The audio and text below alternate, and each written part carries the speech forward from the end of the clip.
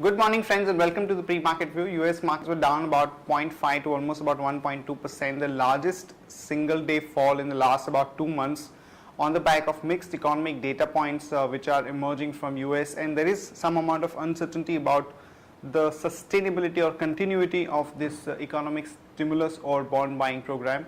Even European markets were down anywhere from 0.5 to almost about 1.2%.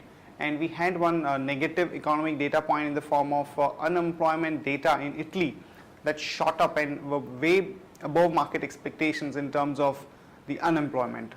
And today morning, when we look at the Asian markets, Japan is down almost 2%, and that is emerging as a major pressure point for the global liquidity flow, which has been moving around in equities and maybe to some other asset classes.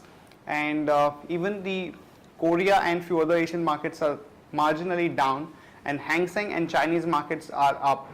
In terms of data points, we had good positive data coming out from China in the form of PMI manufacturing data, which was better than market expectations. Even for Korea, the same data was better than market expectations, but that did not have any positive effect on the equity markets per se.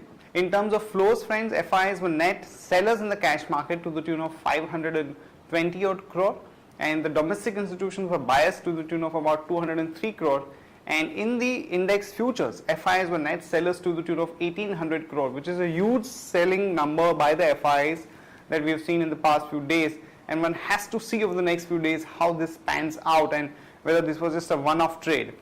And back home, friends, our markets actually went down by almost about 120 odd points, and there is a feel that because of the weak rupee and the fact that the global markets have also turned a little weak, this might be a trend for at least short term, and one has to see if the important support levels of 5900 and 5940 are held.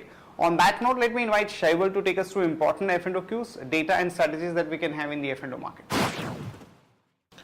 Good morning, friends. Let's have a view at derivatives.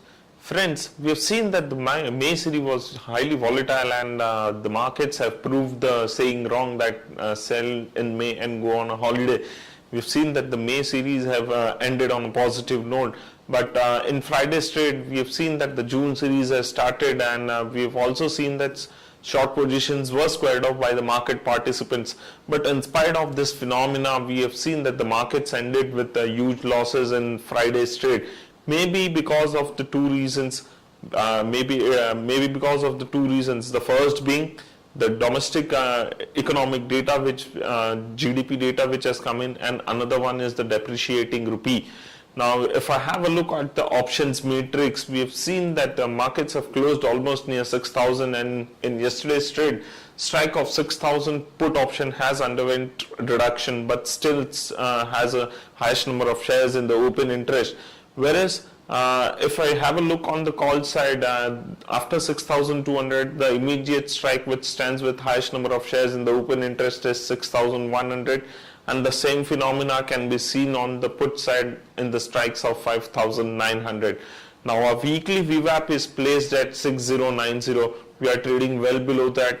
6,100 put option, 6,100 call option is also having good amount of open interest being accumulated. So probably 6,090, 6,100 is the level which would act as a hurdle for the market in this coming week.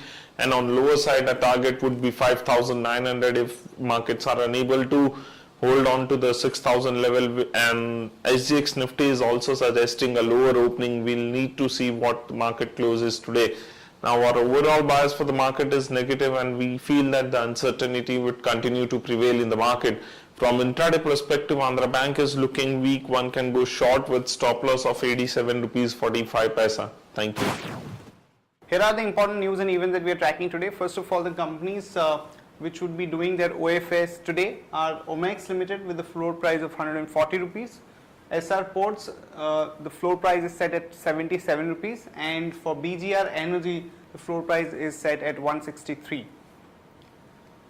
The auto sales number for the month of May have been disappointing, and Maruti in particular reported almost about 14.4% decline in the total sales, which came in at about 84,677 units.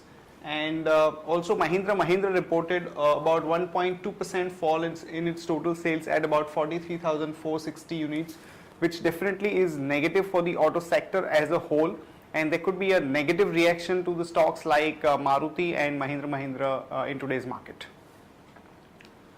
In another important development, Sun Pharma is looking at buying Sweden's pharma company Meda AB in a deal which would involve a total $5 billion. And this company is an international specialty pharma company with a product portfolio in three main categories in the specialty products: over-the-counter drugs and branded generics. So this is an important thing to watch out for. The company in the recent results denied any such possibility, but this has been covered by the Wall Street Journal. So there could be some uptick in the Sun Pharma stock in today's market. In another important development, Infosys has recalled the ex-chairman Narayan Murthy into the board as an executive chairman, and since Infosys has been facing multiple challenges, some segment of the market is a bit positive because of the reinduction of Narayan Murthy into the Infosys board, but overall we don't think this would have any material implications in terms of the performance for Infosys overall.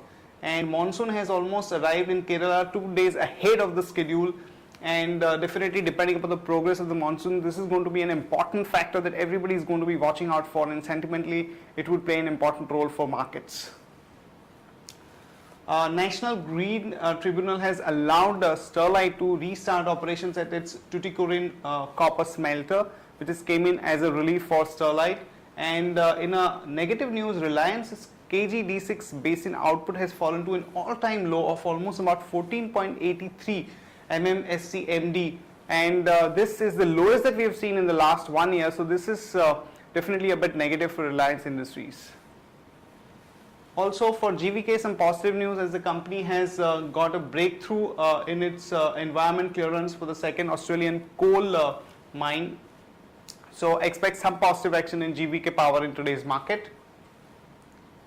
For NALCO, some positive news as the company has raised aluminum prices by almost rupees 4,500 per ton in the domestic market. So one can go long on NALCO with a stop loss of 33.25 and a target of about 36.